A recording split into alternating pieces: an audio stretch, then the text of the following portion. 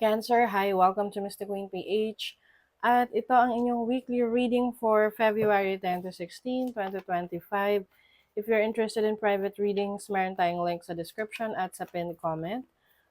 Paki-check nyo na lang information kung paano mag-book for a private reading. And please subscribe to our channel to show your support, like, share this video, at comment na rin kayo kung kayo naka-resonate. And kung mapapansin nyo, minsan parang bitin yung salita o yung words na, yung boses ko. Kasi meron pa rin akong, ubo. Okay. Cancer. Pasensya na ha kung kayo, kung ako ay, uubo-ubo. Maya-maya. Okay. What is coming to you? Energies for you, Feb 10 to 16 for Cancer. Union. Oh, union. I think you're going to uh, get into an agreement, no? Parang can be a relationship, agreement ng person mo tsaka ikaw about a specific topic sa buhay nyo. Halimbawa, may partner ka na, tapos nag-agree kayo na magsisave na kayo ng money, hindi na kayo masyadong lalabas at kakain ng samgyup. Di ba? Oh.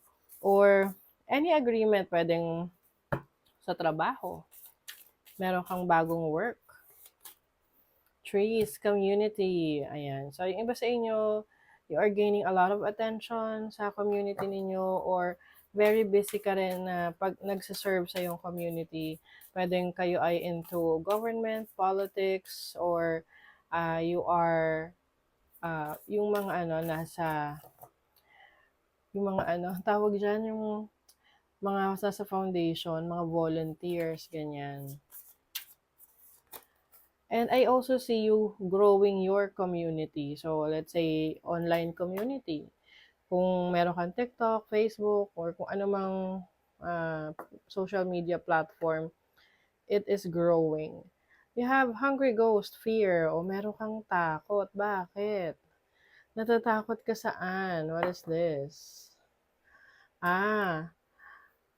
Yung iba sa inyo, maaring merong opportunity for travel na ibang bansa. Pero yung iba, natatakot kayo kasi parang baka hindi nyo kaya na mag-travel sa ibang bansa for some reasons. Lalo na if it's your first time. Yung iba naman, I think this is about fearing of uh, something na nalalaman mo, may kinalaman sa spirituality or belief system mo. Na minsan kasi naniniwala tayo, 'di ba, sabi nila okay lang maniwala ka sa pamahiin. Pero minsan kasi, yan yung naglilimita sa atin na gawin yung ibang bagay na dapat natin gawin or gusto natin gawin. So, depende na rin talaga yan sa paniniwala mo. Kaya lang, if it's causing you fear, so parang negative yun, di ba? Na, halimbawa, may pamahiin kayo na bawal yung ganito, kung ano man yun, no? Tapos, kailangan mo rin talagang gawin. Otherwise, maapektuhan yung trabaho mo or yung project mo or yung kailangan mong gawin. So, um, nasa sa inyo kung gagawin nyo, no? But, some of you, yung takot ninyo ay nagiging limitasyon ninyo. Sabi nga, 'di ba? Face your fears, live your dreams. Tsaka yung fear, hindi lang naman yan sa yung mga parang gory or 'di ba?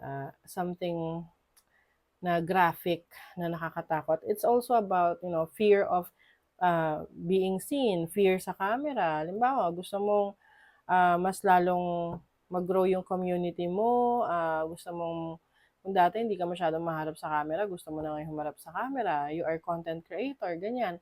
So, yung fear mo na yan, kailangan mong harapin yan kasi hindi mo malalaman or hindi mo akalain kung ano yung mga positibong bagay na pwedeng dalihin yan sa buhay mo. Your overall energy, the High Priestess, which is, yes, your energy. Kasi someone na very intuitive, malakas ang instinct, intuition niya, marami ring knowledge. Some of you, Cancer, medyo tahimik kayo ngayong week na 'to. Alam mo yung tipong hindi ka na masyadong magse-share ng mga bagay na ginagawa mo or mga plano mo kasi sinasarili mo na lang.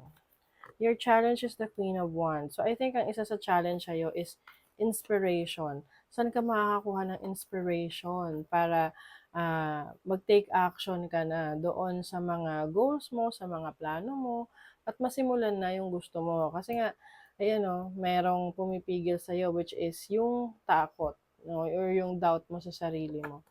Your opportunity is the Emperor. O, as an opportunity, kayang-kaya mong i-handle to, whatever this is. This can be a new project, no, na maglalakas loob ka na simulan, gawin. Can be a new career or a new business na papasukin mo. You are in control of your life, Cancer. And then your blessing is the Seven of Wands. You are protected. Ang isa sa blessing sa inyo, protected kayo ng universe, protected kayo ni God, ng inyong mga spirit guides. And every time na parang merong something off or something na hindi maganda na umaali-aligid sa inyo, binablock na agad yan ng inyong mga spirit guides. So example, merong gustong makipag-business partner sa'yo, tapos hindi pala maganda yung intention niya, gusto ka lang lokohin at kunin yung pera mo. So for some reasons, no, hindi talaga yan matutuloy. Kasi pinoprotectionan ka. Oh, 'di ba? 'Di ba? Protection. Oh, you have Moon in Aries in the first house. And also, you will, protect your loved ones. Marami kang pwedeng gawin for them para maproteksyonan sila. Like, for example, kukuha na naman sila ng insurance or yung place nila, kung saan kayo nakatira or saan sila nakatira. You will make sure na they are safe and sound. You have, this is resistance. Mercury in Taurus in the second house. So, maaring merong project na like parang bagong project related to writing, content creation for you if you are into content creation. Or meron ka marireceive na balita regarding doon sa properties mo, kung may binibenta kang properties or meron kang gustong bilhin properties. So there's definitely communication or someone will reach out to you to talk to you. You have Mercury in Libra in the 7th house. So ito yung sinasabi ko sa inyong maaring partnership, no? Be careful sa mga papasukan ninyong partnership or agreements dahil maaring meron dyan maganda lang magsalita pero hindi pala totoo yung mga sinasabi niya. Honesty is essential. Speak with love and truth.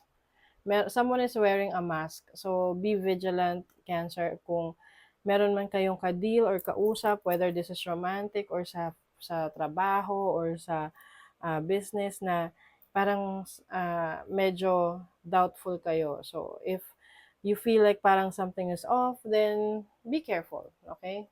Take extra care. So, that is your reading, Cancer. Thank you so much. See you again.